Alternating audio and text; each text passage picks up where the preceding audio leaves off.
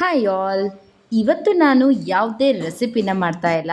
ಅದ್ರ ಬದಲಾಗಿ ಇವತ್ತು ಒಂದು ಸೀಕ್ರೆಟ್ ಆಗಿರೋ ಆಯಿಲ್ನ ನಿಮಗೆ ಹೇಳ್ತಾ ಇದ್ದೀನಿ. ಸೊ ಇದನ್ನು ಹಚ್ಕೊಂಡಾಗಿಂತ ನನ್ನ ಕೂದಲುದ್ರು ತುಂಬಾ ಕಡಿಮೆ ಆಗಿದೆ. ಸೊ ಈ ಆಯಿಲ್ ಕೂಡ ನೀವು ಮನೆಯಲ್ಲಿ ಈಸಿಯಾಗಿ ಮಾಡ್ಕೊಂಬಿಡ್ಬೋದು. ಸೊ ಇದಕ್ಕೆಲ್ಲ ಏನೇನು ಬೇಕು, ಹೇಗೆ ಮಾಡೋದು ಅಂತ ನೋಡೋಣ ಬನ್ನಿ. ಇಲ್ಲಿ ಒಂದು ಈರುಳ್ಳಿನ ತೊಗೊಂಡಿದ್ದೀನಿ, ಸ್ವಲ್ಪ ಫ್ರೆಶ್ ಆಗಿರೋ ಅಲೋವೆರಾ, ಕರಿಬೇವು, ಒಂದು ಬಟ್ಲಷ್ಟು ಮೆಂತೆ, ಮತ್ತು ಇದು ಬೇವಿನ ಎಲೆ ತೊಗೊಂಡಿದ್ದೀನಿ, ಲವಂಗ, ದಾಸವಾಳ ಹೂವು ಅಥವಾ ಒಂದು 4 ಎಲೆನೂ ನೀವು ತೊಗೊಳ್ಳಿ. ಇಲ್ಲಿ ನಾನು ನಾರ್ಮಲ್ಲಾಗಿ ಮಾಮೂಲಿ ಬರೋ ಕೋಕೋನಟ್ ಆಯಿಲನ್ನು ತೊಗೊಂಡಿದ್ದೀನಿ, ಪ್ಯಾರಾಸೂಟ್ ಕೋಕೋನಟ್ ಆಯಿಲನ್ನು ತೊಗೊಂಡಿದ್ದೀನಿ. ಅದರಲ್ಲಿ ಇದೆಲ್ಲ ಇಂಗ್ರೀಡಿಯೆಂಟ್ಸನ್ನು ನಾನು ಹಾಕ್ತಾಯಿದ್ದೀನಿ. ಆನಿಯನ್ನು ಮತ್ತು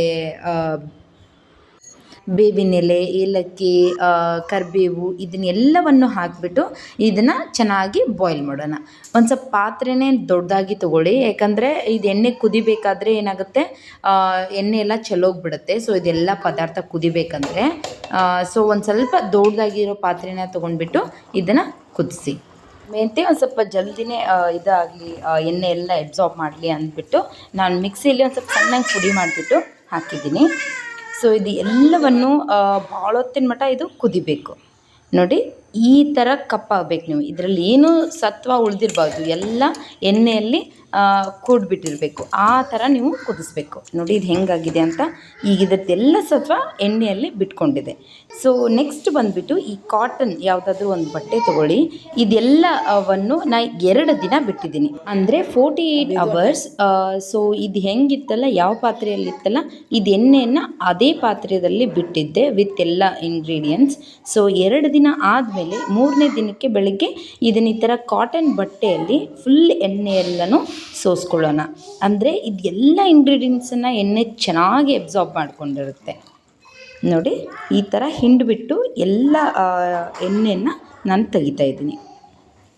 ನೀವು ಕಾಟನ್ ಬಟ್ಟೆ ಅಂದರೆ ಇದು ಏನು ಸತ್ವ ಉಳಿಯೋಂಗಿಲ್ಲ, ಫುಲ್ ಎಲ್ಲ ಎಣ್ಣೆ ಕೂಡ ಏನಾಗುತ್ತೆ, ಹೊರಗೆ ಬಂದುಬಿಡುತ್ತೆ.